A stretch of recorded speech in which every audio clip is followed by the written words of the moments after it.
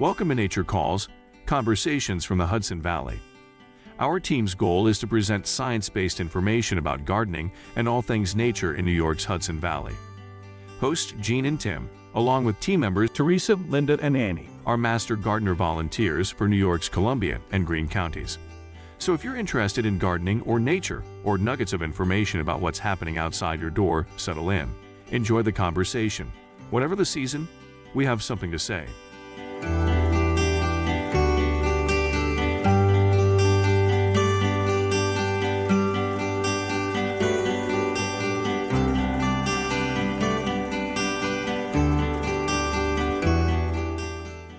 Hi, I'm Jean Thomas. And I'm Teresa Golden. Today we're welcoming Dr. Abbey Cash to Nature Calls, Conversations from the Hudson Valley. Our topic today is roses. Abbey's a fellow Master Gardener volunteer and has been a frequent speaker at Spring Gardening Day events and around the Twin County region on the subject of roses. Welcome, Abbey. Thank you. Abbey, when you give a presentation about roses, you always give us the poetry and the beauty of roses, along with the hope that we too can make such a thing happen in our own yards. First of all, you make it clear that our region is tough for roses, being mostly Zone 5, but with some Zone 4 areas on the mountaintops. Do you have varieties and types you recommend? I mean, what's the whole thing with this new zone allocation that's been happening? It is a bit confusing.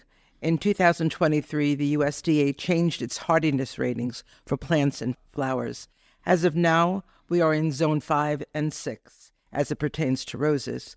Hardiness has to do with how low temperatures fall and how often. This information is particularly important for rose growers, as it would be counterproductive to purchase roses that will not thrive outside of the proper zone. Unfortunately, most nurseries are not always that aware of the zone required in our area or what hardiness level individual rose varieties hold. The nursery Fatigans in Albany, well, that's about the best. They claim not to carry any rose specimens that are outside of Zone 5. However, I recommend strongly that buyers check the labels on the plants. Other nurseries in our area carry roses, but sellers are often not aware of the hardiness levels, nor are they familiar with any of the varieties. I shop at all of the nurseries. I want to keep them all in business. I want them there for me and for other people. Some of great examples in our area are Samanskas, the Berry Farm, Calendars, Becker's Farms, Hewitt's, Stories, and there are many others. But that don't suggest that they have particular in-depth knowledge of roses. White Flower Farm online can be found, and you can do some ordering through them as well. Okay, White Flower Farm is out of Connecticut, right? I think so. Yeah, okay. Also thinking about rose categories and personal favorites, I do prefer Chicago Peace and Double Delight. They're hybrid teas. There are modern roses, floribundas, shrub roses, climbing and ramblers, rose trees, miniature trees, ever blooming. So you see, do I have a favorite? Yeah, I love them all. Step by step, Abby, can you walk us through how to actually choose a rose among all the various types you're suggesting? Are you talking about when she's in the yard looking at the actual plants? Yeah, exactly. Okay. So what I might want to look for in terms of a healthy specimen, you want to make sure that the leaves are green, free of spots, yellowing, holes, and bugs. If you don't like the way it looks at the nursery, you're not going to like the way it looks when you bring it home. Leaves must be absent of a decaying, rotting, spent shoots, leggy appearance, insect holes, chewing, fading. The canes must be absent of holes and lesions and other irregularities as well. Hold on a sec. A cane is the stem, the naked stem? Exactly. Okay. There are they go in and out all over. Okay. No powdery mildew, rose gall, midge, scale, rust, thrips. Those are the little insects that burrow in. So basically, you want it to look really good initially. And a lot of this you can be helped by if you look at books on roses, they show you the perfect specimens. Okay, take a look before you go. So you should aim for that. You really should. All right, now, Abby, I need a confession from you. Now, when I go shopping, not necessarily just for roses, but sometimes there's a sale. And the thing looks like really pitiful, but I really want to nurse it back to health. Now, I want a confession from you. Have you ever done that? No. Okay. So we have an actual expert on our hands. Yeah, I really wanted to give me the best shot at doing well with it. Okay. It's Okay. going to be hard enough anyway. Yeah. All right. How hard is it to find a rose that doesn't have any of these problems? Well, initially they all look pretty good. And then when you start looking closely, it's harder than what you think. You will start to see some of that. And then you start putting them aside. And in fact, when you're doing that, I'm not aware of what other people are doing, but a lot of times they're watching me and they say, you seem to know about roses. What are you looking for? I have in the past mailed my talks to people and helped them over the phone with it because people really don't know about the roses. So if I see your car in the lot at the nursery, I should just keep going because you're going to be wandering around with a bunch of ducklings behind you. Probably. Okay, good to know. All right. Now, say we found our right plant and we dragged it home and it's all perfection. Mm-hmm. You just dig a hole and plop it in, right? Yeah, right. No, I've got to tell you, get on your worst clothes, get on your heaviest boots, get out your male or female companion, okay, and get to work. Roses take a long time to plant. I would say that at least 40 to 50 minutes each one to plant correctly. And would you like me to go through some of the steps that you need to go through? How many steps are there? Well, I can put them together, but there are a bunch of them. Okay, you know what? Run through them. Okay. And maybe we'll print them on the web page too. Sure. Okay. But that's what people want to know how to do Yeah. this, because it's not just a matter of digging a hole. First of all, the place you want to choose to put the rose is most important. It has to get 6 hours of morning sun, and that's morning sun. And if you have a couple of big shrubs that you think are going to grow, in a year or two from now, those shrubs will take away some of that 6 hours of morning sun. So make sure that that doesn't change, or that you don't have something there that's going to obstruct the sun and the light. You want to create the hole about 2 times the size of the plant. You want to get together what I call magic mixture, which is a formula. It's a combination of peat, aged cow manure, compost soil, rich bag soil, and enriched pellets. Mix that all together with some of the soil from the plant. If you're going to lay out an area for roses in advance, do it about 2 months in advance. You want to check the soil, give it a test either through Cornell here or your own testing kit. It should be slightly acid, 6 to 6.5. That's a pH. pH, thank you. And you want to select your healthy plant. You want to, if you have a climber, you want to make sure there's a wall or a trellis that it can kind of move toward or grow toward. Dig a hole approximately a half foot deeper than the plant and 1.5 feet wider. Put a formula that I spoke to you about before aside, and then you put about 2 to 3 inches on the bottom of the plant before putting the plant in the hole. Make sure the plant is out of the pot. Make sure the plant has been loosened, the dirt around it, so it's not solid and frozen there. It should be loose enough. Put the plant in the hole and make sure that with your fingers that you take the roots of the plant so that they can spread, that they are easy to reach into the good soil.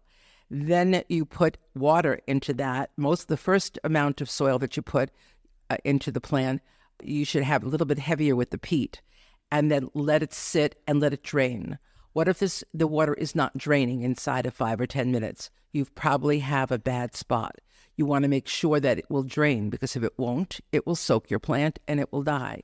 So that's a good test for you. As long as it drains through in about 10 or 15 minutes, then you can go to the next stage.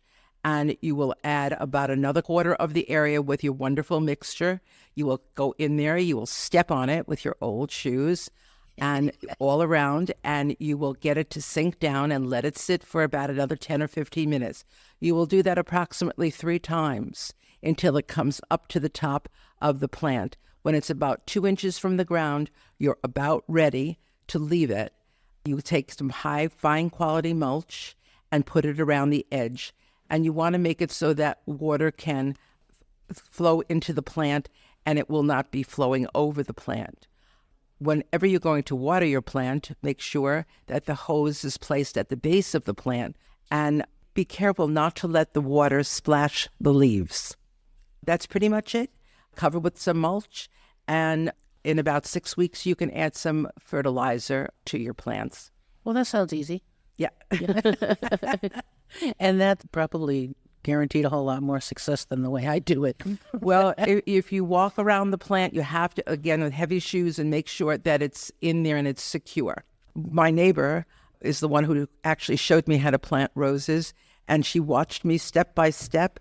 And every time I did something wrong, she made sure she let me know. And I wouldn't dare disappoint her. So Those who don't know Abby, it takes some guts to criticize Abby. She's so confident. That somebody to come holler at Abby, that's pretty darn impressive. she did, most freely. Okay, historically, even the Romans and probably the ancient Greeks were extravagantly fond of roses.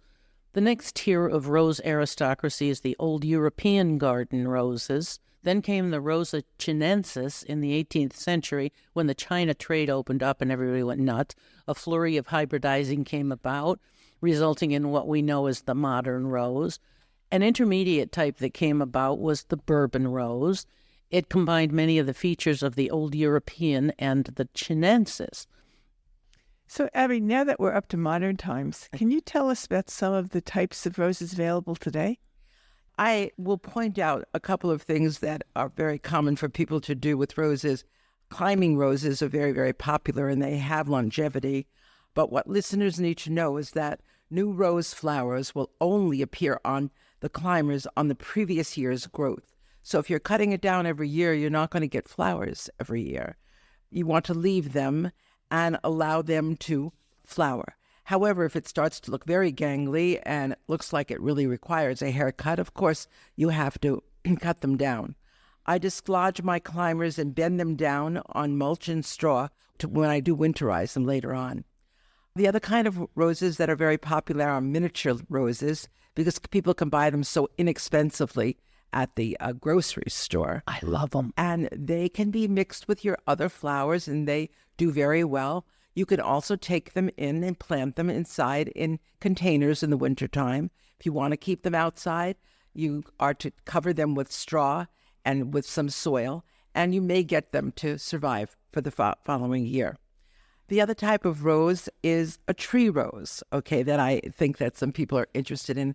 They're wonderful because they're very prolific, and they will grow all season. The problem with the tree rose is that it's very, very delicate. In our zone, it really should be taken out. You should dig a trench.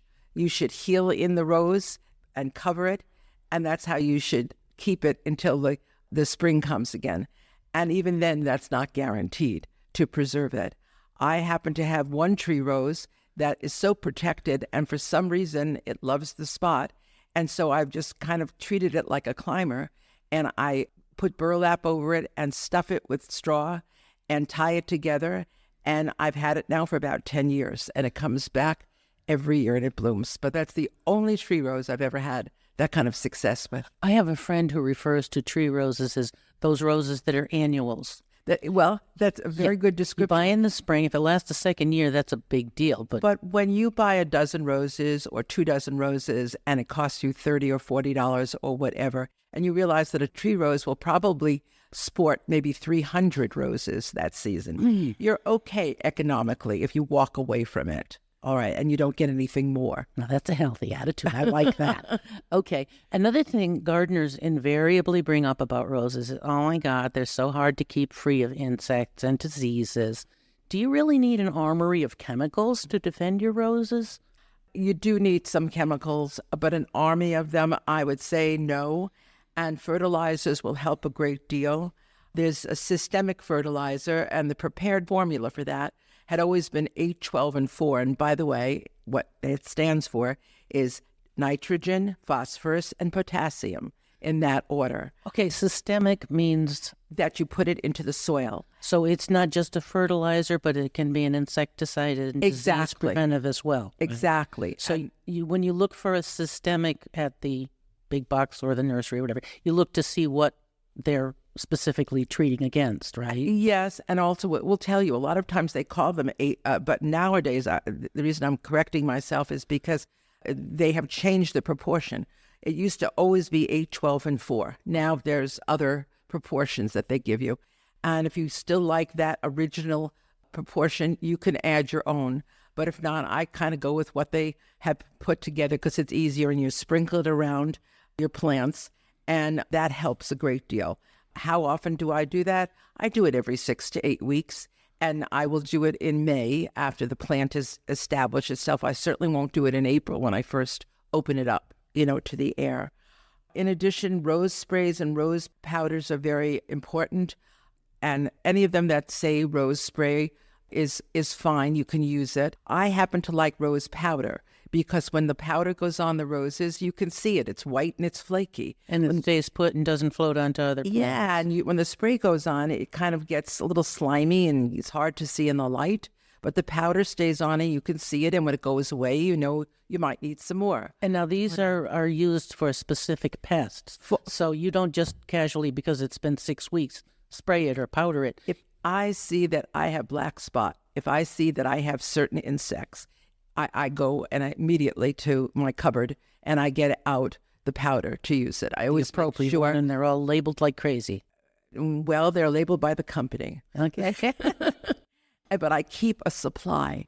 So because whenever you want it, when the bugs come when you want it, it probably means everybody else has those bugs too, and they may not be available at the store. So my recommendation is to make sure you have a supply on hand so that you don't come up short in doing that. I remember growing up that my mother's roses always had Japanese beetles on them. Yes.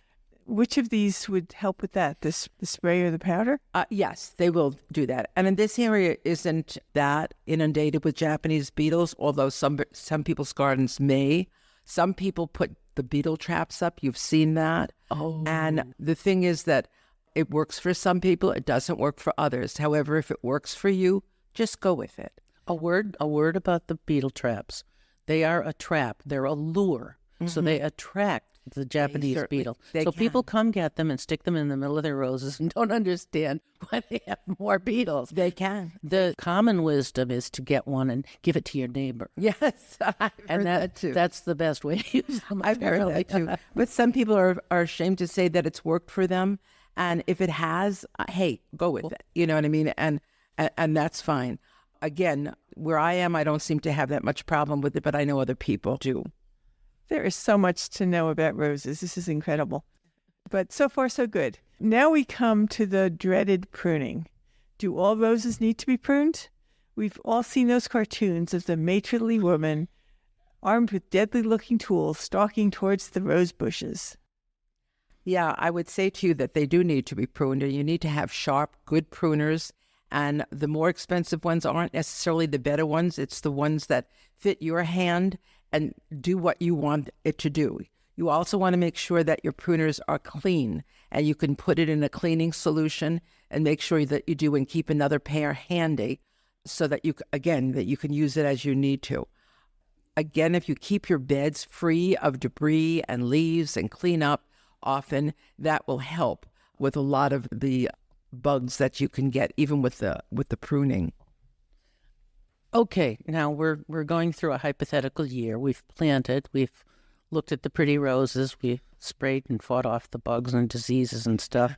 So now let's assume that autumn's coming, and now it's the one that really terrifies anybody half to death. We have to prepare the plant to withstand the winter and come out in good health. Now, I've always prepared my roses very carefully and then replaced them in the spring.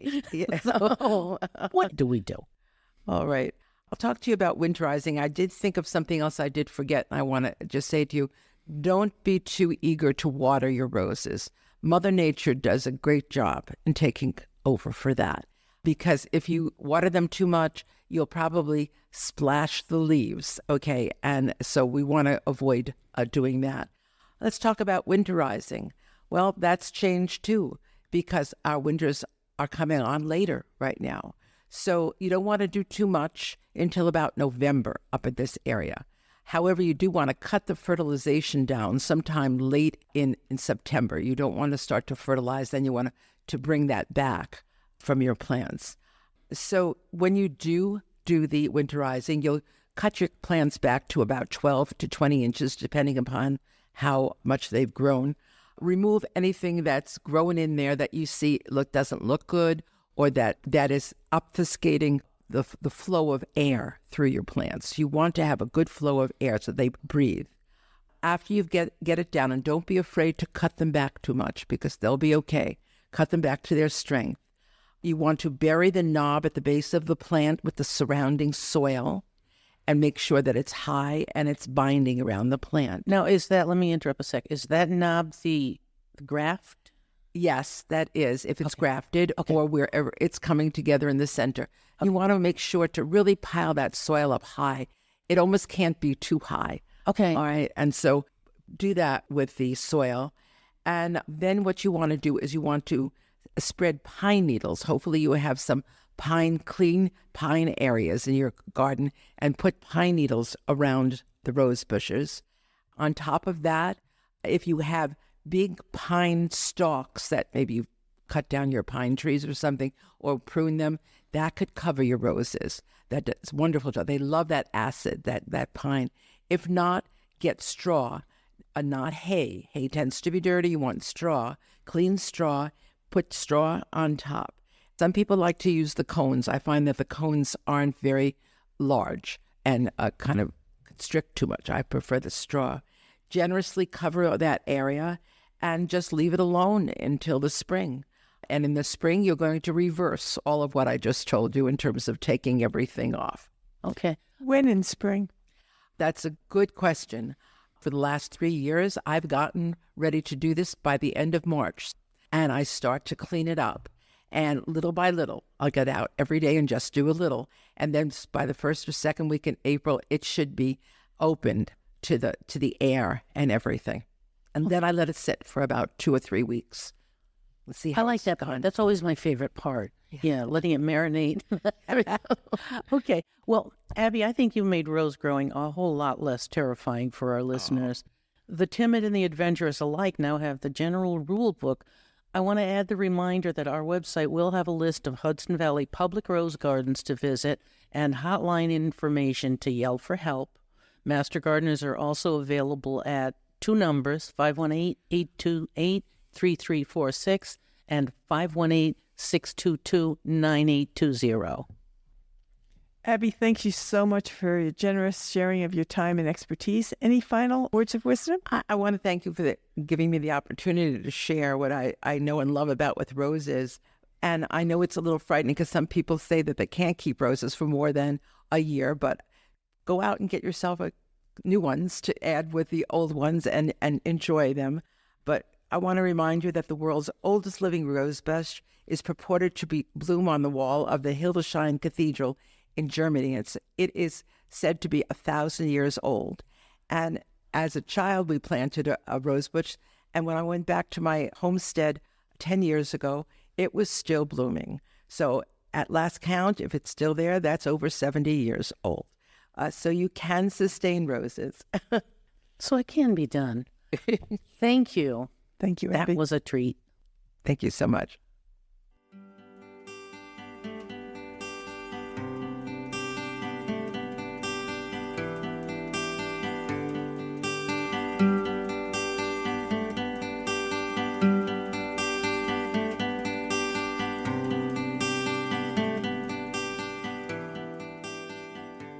That concludes another episode of Nature Calls, Conversations from the Hudson Valley. We would like to thank Sandra Powers. and Devin Connolly from Cornell Cooperative Extension of Columbia and Greene Counties for production support. And a special thank you to our listeners for joining us on this episode of Nature Calls, Conversations from the Hudson Valley. You can find links to any of the topics mentioned in this episode at our website at ccecolumbiagreen.org. Comments and suggestions for future topics may be directed to us at columbiagreenmgb@cornell.edu or on the CCE Master Gardener Volunteers of Columbia and Greene Counties Facebook page. For more information about Cornell Cooperative Extension of Columbia and Greene Counties, visit our website at ccecolumbiagreen.org or visit us in Hudson or in Acre. Cornell Cooperative Extension provides equal programming and employment opportunities.